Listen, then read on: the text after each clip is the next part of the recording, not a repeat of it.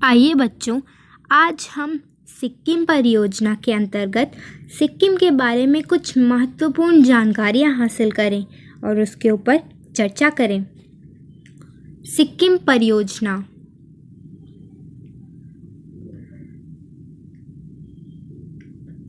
आभार। हम अपनी अध्यापिका डैश मैम का सहृदय धन्यवाद करना चाहते हैं कि उन्होंने हमें सिक्किम के हस्तशिल्प के ऊपर परियोजना बनाने का कार्य दिया है। इससे हमें इसके बारे में बहुत कुछ सीखने को मिला। हम भविष्य में भी ऐसी ही शिक्षाप्रद परियोजना बनाने की आशा करते हैं। धन्यवाद। याद रहे कि हमें इस ब्लैंक में अपनी शिक्षक या शिक्षिका के नाम को लिखना है।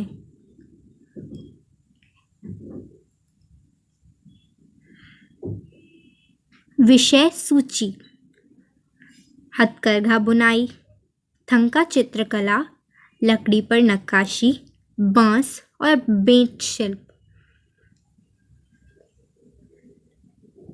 हथकरघा बुनाई। सिक्किम में हथकरघा परंपरा बहुत पुरानी है और लेपचाक्स महिलाएं हथकरघा बुनाई में प्रमुख भूमिका निभाती हैं। वे बहुत कम उम्र से कला सीखना शुरू करते हैं और सूती धागे से जटिल रंगीन कपड़े बुनने में असाधारण शिल्प कौशल प्राप्त करते हैं। बुनाई के लिए सबसे पहले सूती धागे को निर्दिष्ट लंबाई के अनुसार लकड़ी के फ्रेम में घुमावदार के लिए भेजा जाता है।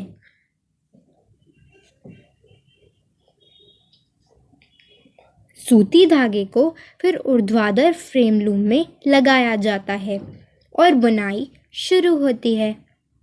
हथकरघा उत्पाद सादे से जटिल पैटर्न तक होते हैं और इसमें लाल, पीले, हरे रंगों का ज़्यादातर इस्तेमाल होता है। थंका चित्रकला। तिब्बती बौद्ध कला का बेहतरीन नमूना थंका चित्रकला धर्म से जुड़ी चीज़ों के चित्रों का खूबसूरत डिज़ाइन है।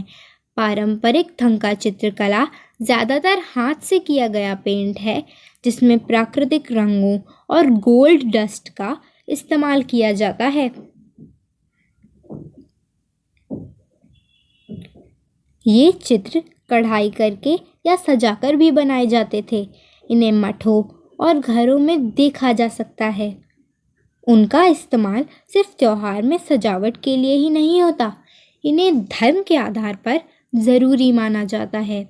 इस कला की शुरुआत नेपाल में 7वीं सदी में हुई थी और उस समय पेंटिंग करने की कला तेज़ी से फैली।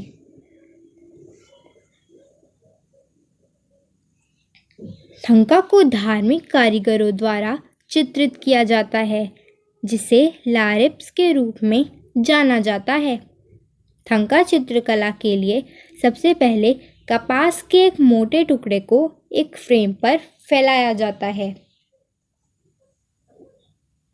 लकड़ी पर नक्काशी। सिक्किम अपनी खूबसूरत लकड़ी के लिए भी लोकप्रिय है। सिक्किम में मठ लकड़ी की नक्काशी की रचनात्मकता को देखने के लिए सबसे अच्छी जगह है। मठों की दीवारों में बौद्ध धर्म के प्रतीकों और चिन्हों के साथ लकड़ी लगी हुई है। इसके अलावा विभिन्न प्रदर्शनों के दौरान पहने जाने वाले मुखौटे आमतौर पर लकड़ी के बने होते हैं, जो जटिल सजावट का प्रदर्शन करते हैं।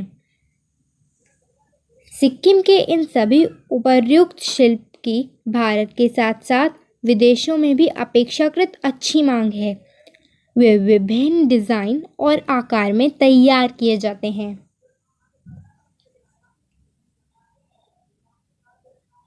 यह सिक्किम के सबसे महत्वपूर्ण हस्तशिल्पों में से एक है। परंपरागत रूप से केवल बौद्ध भुटिया और लेपचा लकड़ी की नक्काशी का अभ्यास करते थे। लकड़ी की नक्काशी सिक्किम के लेपचा और भुटिया दोनों का एक प्राचीन कला रूप है।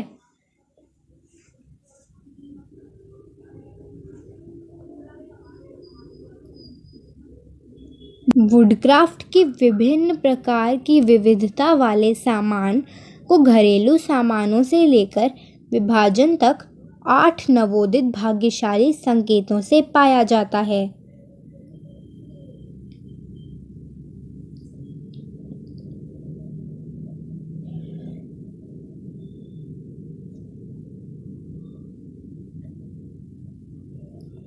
बांस और बेंत शिल्प।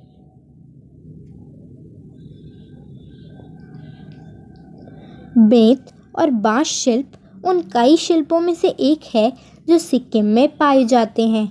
उत्पादित लेख मुख्य रूप से दैनिक उपयोग के लिए ही होते हैं।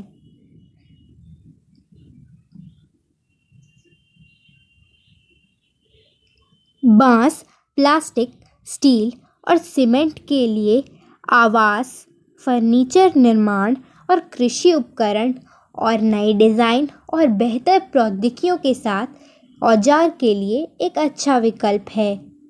यह एक पारिस्थितिक रूप से स्थायी कच्चा माल भी है जो हमारे जंगलों के दोहन को बंद कर सकता है। बांस भी एक प्रमुख खाद्य फसल है।